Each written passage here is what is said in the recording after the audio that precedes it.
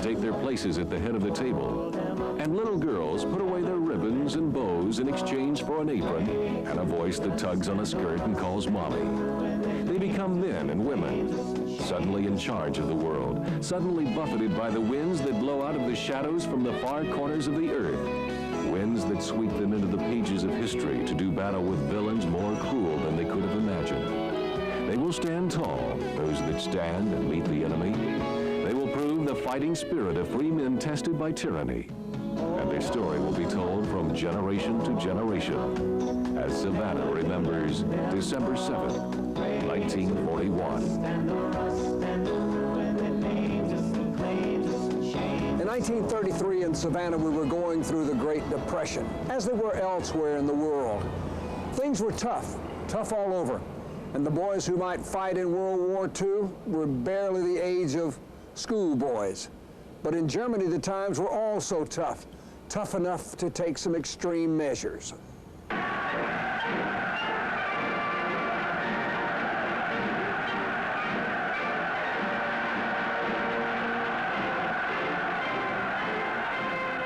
The Fuhrer gets very little attention here in America. We're in our cocoon, and besides, we've got an ocean between us and Europe and all of their problems. We've got our own problems right here at home.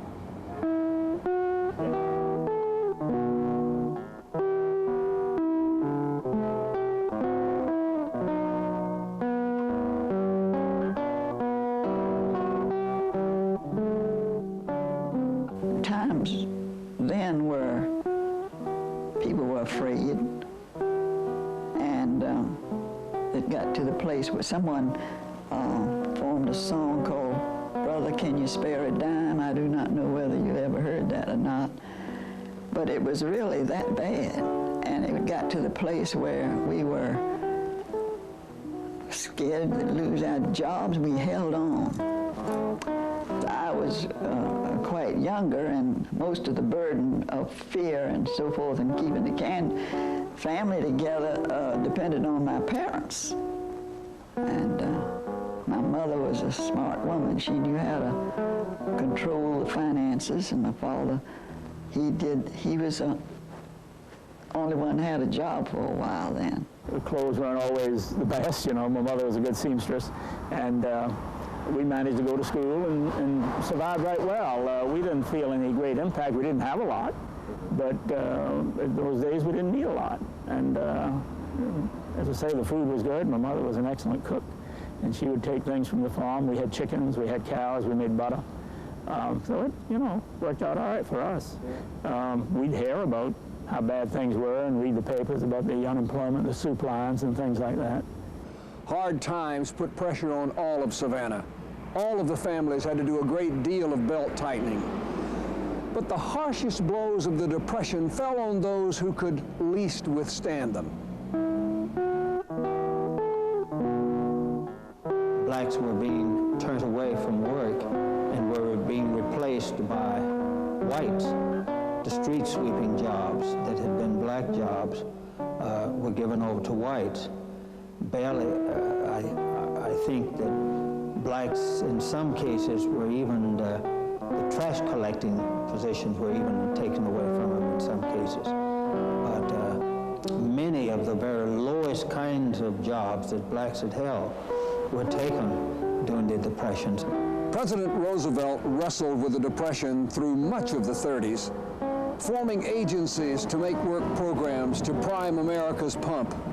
The government helped relieve some suffering in the country, but didn't solve the problem. The solution would come several years later in 1939, when Hitler invaded Poland and America decided to rearm.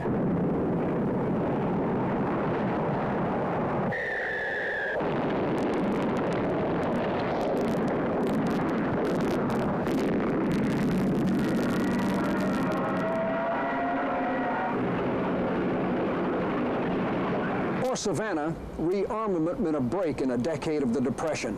And for most of the boys, the military seemed the best way to make a living, and they jumped at that chance, not even thinking about the fact that a war may be just around the corner. One of those boys was George Ganem. Things were beginning to happen around the world, and there was a I think recruitment was picking up for our armed services, and they thought it'd be a great idea to go ahead and volunteer for the service. And George's idea in volunteering was to, even at the slim pay of $21 a month, I don't know how he planned to do it, but he was going to try to do a hitch in the service and then come home and maybe try to better himself, go to school, go to college. And so he enlisted, and the other fellow enlisted. George asked for an assignment in Hawaii. He just thought that would be interesting. And he really just signed up for 3 years. And no one knew at that time that we'd end up in a war. The expansion of the military meant more soldiers coming into the coastal empire, and that meant more money. In 1940, Camp Stewart was started in Hinesville, and that outpost brought still more soldiers and still more money. In Savannah, the hub of the coastal empire, crafty promoters saw potential in the new arrivals, and many soldier-friendly businesses sprang up. Well, you know, they started building Stewart and the Chatham Air Base and all, and started bringing in soldiers, which was bringing in fresh money to the community, and everybody felt like, well, this is going to be a big boon to Savannah and nearby counties. And you know, when people had to struggle to pay their rents and everything, any additional support, no matter where it came from, was appreciated. Well, my late partners, the late Pinky Masters and Dick Marcus, when we were promoting boxing, with the advent of the soldiers coming to these various encampments, we got some first-rate fighters, and we look forward to putting on some real great boxing matches. And things started to pick up. The shipyards is going, and you know, and payrolls, and people, farmers was working at Stewart, making $1 an hour, and making 48 hours was a lot of money back in 40 and 41. When when things are going good, nobody looks at the bad side. They only look at what is present, and at the present, the shipyards were working full blast. People had jobs, and as long as there were jobs, they had money to spend. But the good business of rearmament would soon take a back seat to war. Hitler was going through Europe like a hot knife through butter. By 1940, he owned all of the continent but Britain. In the Far East, Japan had moved against China and Manchuria, but refused to tie its flag to either the Axis or the Allied powers, waiting instead to see whose fortunes would prove fairest.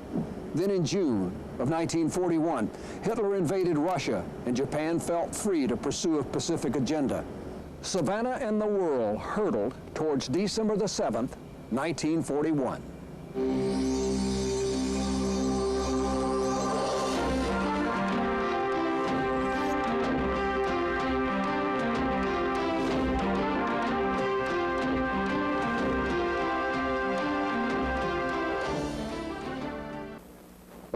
We interrupt this program to bring you a special news bulletin. The Japanese have attacked Pearl Harbor, Hawaii by air, President Roosevelt has just announced.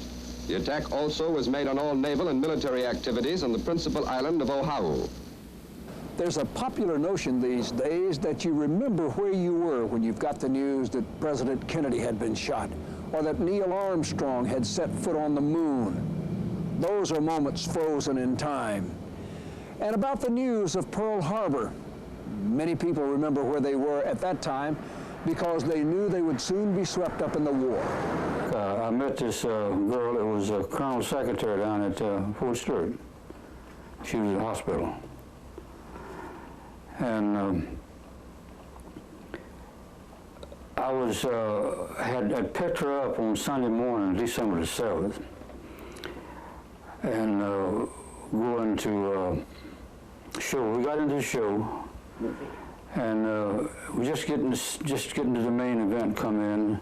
The lights come on, the manager come out to the stage, and they stopped the show and said, all military personnel report back to your base immediately. Pearl Harbor has been bombed.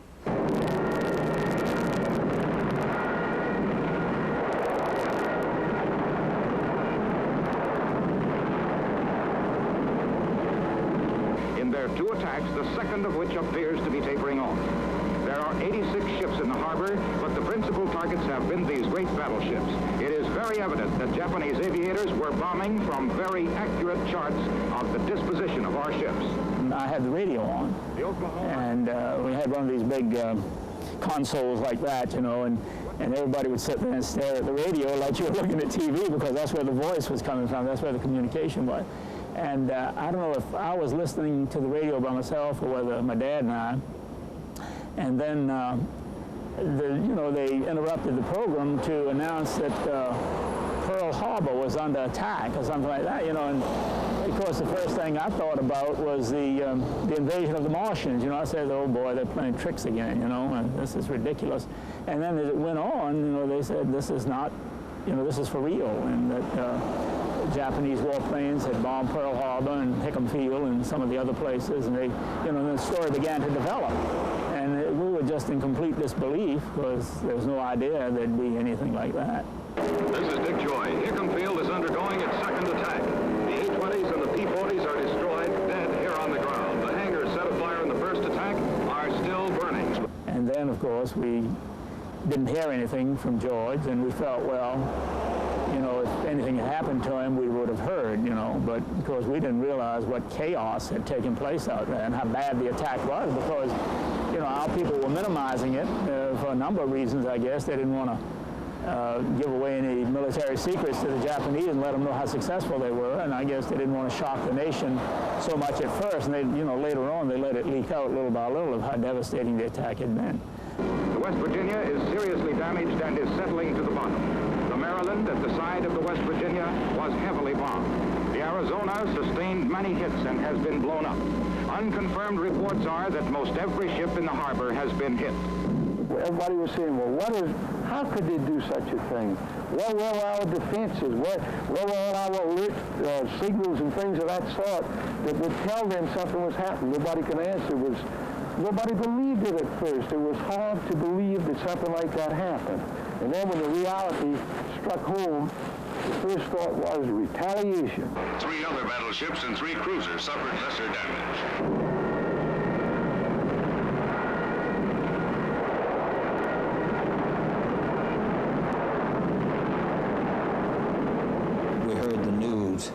As we were leaving the church. It was news, but I must confess that it was quite a while later before we really got to have its full impact. I remember the drama of the occasion and the very eloquent message given by President Roosevelt, a voice that blacks constantly heard and marveled at with his delivery and his great faith and courage. Yesterday, December 7th, 1941, a date which will live in infamy. The United States of America was suddenly and deliberately attacked by naval and air forces of the Empire of Japan. If hearing about the news of Pearl Harbor was shocking, being there must have been terrifying beyond description. But for 2 men stationed at Hickam Field, it was all too real. Well, at that hour in the morning, we were usually sound asleep because it was our one day to sleep. And a bunch of airplanes came by buzzing, which we blamed the Navy on. And then all of a sudden, a lot of artillery fire came about, which we blamed the Coast Artillery, which was pretty close to Hickam Field. Then all of a sudden, the roofs started coming in, and some holes appeared, and a lot of shaking, so we quick got out of our sack and ran. I happened to have a 45 because I was with S2, and we were on alert probably for a week before that time. And then as we got out, you could just see the Japanese planes coming through. You could almost see their face. They came so close, and they were strafing and bombing, and it was bad. All we did was shoot with the 45, because it's very, very sparse ammunition and firearms there. I know, like, one of my friends who we considered crazy guy, he grabbed a machine gun in his arms and off the rack and started shooting at him. And of course, he was one of those killed, and there's quite a few killed. This is at Hickam Field, which is right next to Pearl Harbor. And after that, we just went into a bomb crater because we were told that they had landed. And why they didn't, nobody ever knows, because they could have just landed and taken over that island in about 10 minutes, I believe. But it was amazing how all these people you expected would be cowardly in the line of fire. I don't remember anyone that didn't try to fight back with whatever they had. I mean, it was truly amazing. I don't think I shouldn't say it, but I don't think the soldiers today are, and with all their equipment and everything, are as hero-bound as the men there were back then. And we didn't have a chance, see. I mean, that was where bravery really came in, I think. A group of them, during the attack, had taken cover in a ditch or some kind of depression and under some trees, and they were just watching what was going on because, you know, they didn't have guns, they didn't have anything, and these were really Air Corps people, really, you know, they weren't really equipped to do any fighting on the ground. And the group was talking, and they saw this figure running out toward the hangar line. This was at Hickam. And then a guy, and then they saw him, like, you know, a bomb blast or something, and he stopped running. And a guy came running back past where these guys were taking cover and said, you know, that George had gotten hit. Other than that, the only other thing we have is that the priest wrote us a letter and told us that he had attended George and that George had been to Mass that morning and received communion. And then he saw him later in the hospital during the attack, and this was at Tripler General, and said that George, you know, was covered up. And the priest came to him, and George said, Father, go take care of some of the others. I'm okay. And when he got back, George was dead. George Ganem was the first Savannian killed at Pearl Harbor, perhaps the first Georgian. His sacrifice is commemorated every year on Pearl Harbor Day, drawing attention from such leaders as General Schwarzkopf. George's family has made certain that we remember the sacrifice and the infamy of Pearl Harbor. Many people refuse to call the Japanese strike a sneak attack. They say it was just murder. Indeed, our government was aware of Japanese movement in the Pacific, but had no idea where, when, or what form the mission would take. In fact, the Japanese had 3 attack plans with code names. West Wind Clear meant war with Britain. North Wind Cloudy signaled war with Russia. East Wind Rain set in motion war with America. On December the 6th, the code name East Wind Rain was passed to the Japanese commanders. Their preparations were complete, so they moved forward to the day of infamy, December 7th, 1941.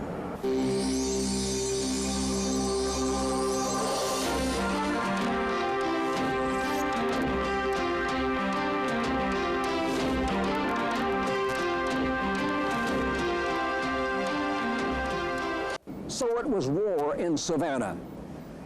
It was all hands on deck to support the American effort. And once we got over the news of Pearl Harbor, we got down to the business of winning the war.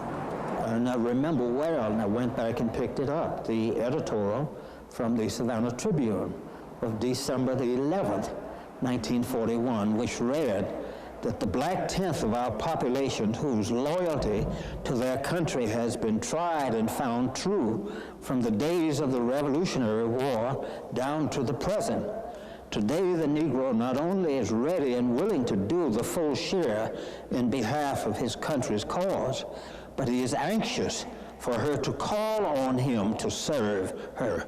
wherever she needs him. There are a million of us who stand ready, the Tribune said. Will she take advantage of the great power of this loyal black element and use it in this dark hour? There was really no real assurance that black folk would have a chance to serve. It was a quarter of a century before the 60s changed Savannah's attitude on race and sex. But don't think that attitudes prevented Savannah's ladies from joining in the fray. Not on the front lines, but they did get in there and helped out in many other ways. That was when the women started taking over men's jobs. And of course, it was laughable at the time, but we come to find out. We were working before that, but we were not taking over the heavy duties of men like they started to do. That's when Rosita Riveter came in, sailing, etc., etc.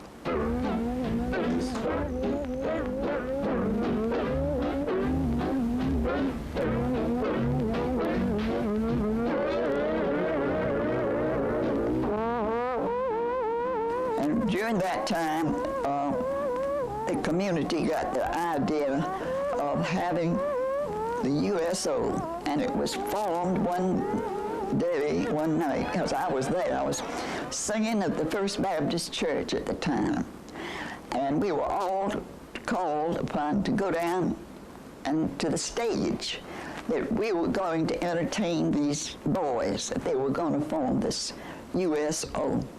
We gave dances. We gave breakfast in the mornings. Sometimes we'd go down to the YMCA and serve breakfast to the boys that came in. We manned telephones and called up the different people in the community to find out if they had any rooms that they would let the boys sleep in at the weekends. And lots of friends were made that way. The men going off to war responded well to the city's spirit of cooperation, bringing home victory after victory. When we come back, a look at a hero's story in the aftermath of December the 7th, 1941.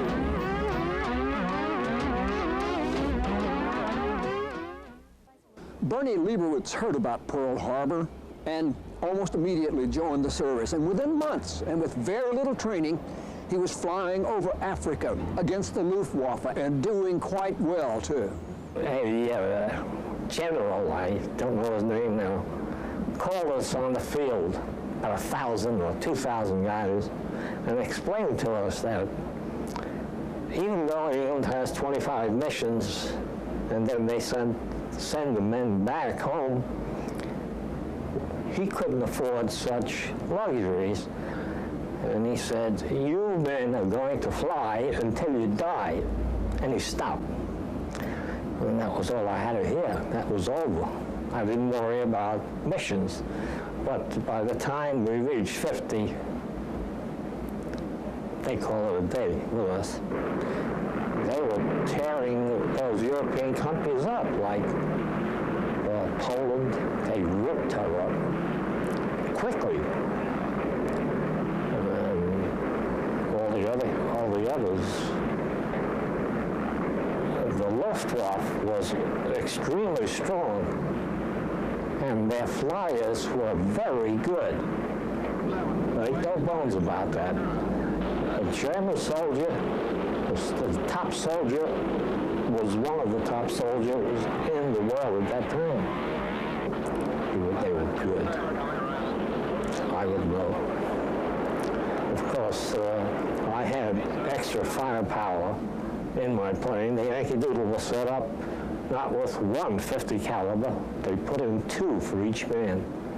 And if you were a sharpshooter, as I was, you really tore them up. There were many other heroes in World War II, but they don't see it that way. They look at it just like they were doing their job. And I suppose they were right. They were doing their job, and their job was to save America.